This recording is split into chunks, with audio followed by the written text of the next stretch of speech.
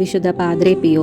നമ്മുടെ കർത്താവായ യേശുവിന്റെ കുരിശിലല്ലാതെ മറ്റൊന്നിലും മേന്മ ഭാവിക്കാൻ എനിക്ക് ഇടയാകാതിരിക്കട്ടെ എന്ന വിശുദ്ധ പൗലോസ് ലീഹായുടെ വചനങ്ങൾക്ക് ജീവിതത്തിൽ വളരെ പ്രാധാന്യം നൽകി ജീവിച്ച വ്യക്തിയാണ് പാദ്രേ പിയോ. അദ്ദേഹത്തിന്റെ ജീവിതത്തിന്റെയും പ്രവർത്തനങ്ങളുടെയും ശക്തിയും സ്രോതസ്സും കർത്താവിന്റെ കുരിശായിരുന്നു. ദൈവസ്നേഹത്തെ പ്രതി ലോകരക്ഷയ്ക്കായി തന്നെ അദ്ദേഹം ബലി ചെയ്തു. ക്രൂശിതനായ ക്രിസ്തുവിനെ അനുകരിക്കാൻ ഇഷ്ടപ്പെട്ട അദ്ദേഹത്തിന്റെ ജീവിതത്തിലും പൗലോസ് ലീഹായുടെ വചനങ്ങൾ അനർത്ഥമാണ്. ഞാൻ ക്രിസ്തുവിനോട് കൂടെ ക്രൂശിതനായിരിക്കുന്നു. ഇനിമേൽ ഞാനല്ല ജീവിക്കുന്നത്, ക്രിസ്തുവാണ് എന്നിൽ ജീവിക്കുന്നത്.